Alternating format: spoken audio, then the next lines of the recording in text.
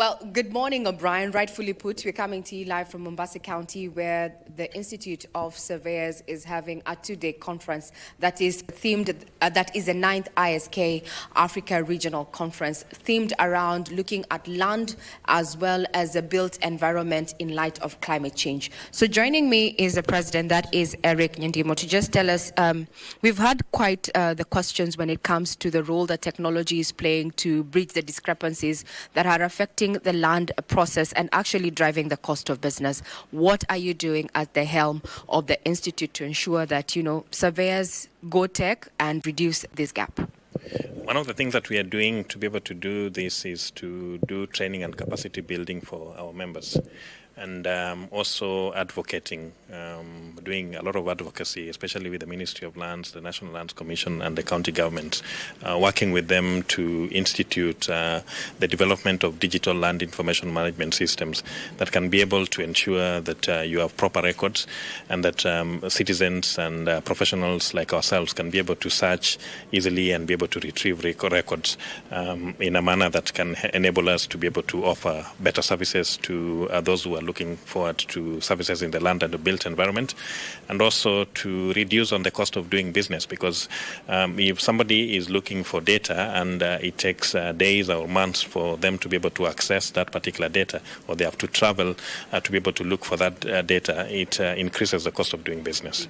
Now, as we look at our environment when it comes to how much land is actually documented, from the survey from the Institute of Surveyors, it indicates around 80%, 90% of the land that we have is not properly demarcated per se. We are still using the general fencing, and then you're talking about digitization. How are you going to marry that? So that brings in a difficulty, because it is only possible for you to digitize when you have what we call coordinates, when you have boundaries that have been mapped mathematically and fixed by a surveyor. Where you have general boundaries with no coordinates, it becomes a very difficult scenario, and there would be need for the government to institute appropriate mapping techniques or programs to see to it that these boundaries can be mapped. But again, if we look at the legal and the policy framework, it already says that we need to fix all our boundaries. It's already in the Land Act and also espoused in the Land Registration Act, and therefore it is time now that the government insists or calls out to the surveyors who are working out in the field that only fixed boundary surveys be submitted to the Director of Survey for checking and authentication. Then where does this leave those who are already, working within the provisions of the general boundaries? It doesn't really affect them much, because this is just a case of technology being applied, ensuring that their boundaries are well mapped, and to reduce on any conflicts, because where you have planted boundaries, it's easy for one neighbor to move the boundary, but when it is fixed mathematically, even if somebody moves a fence, the boundary can be easily re-established. Now, talking about the regulatory framework, he chaired a task force in 2021 that was charged to just come up with guidelines to just streamline surveying in the country. And just early this year, we also had surveyors calling and asking the government to actually have an update of the Surveyors Act. What is the status report?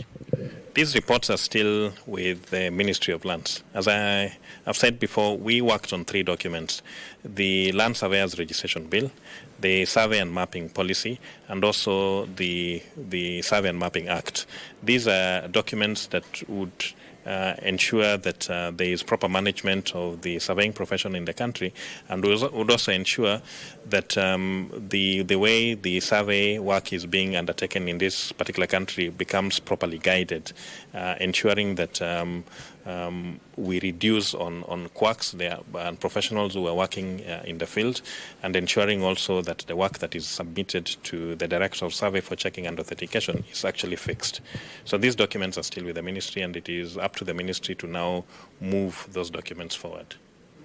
Well, there you have it, O'Brien. This is what is happening down in Mombasa County for the next 2 days. The Institute of Surveyors bringing together surveyors that are drawn from across the globe, including Europe, as well as a larger East African community. The conversation is around how do we leverage technology to look at the changing dynamics, especially where climate change is involved, in a rapidly moving or rather dynamic land and build sector.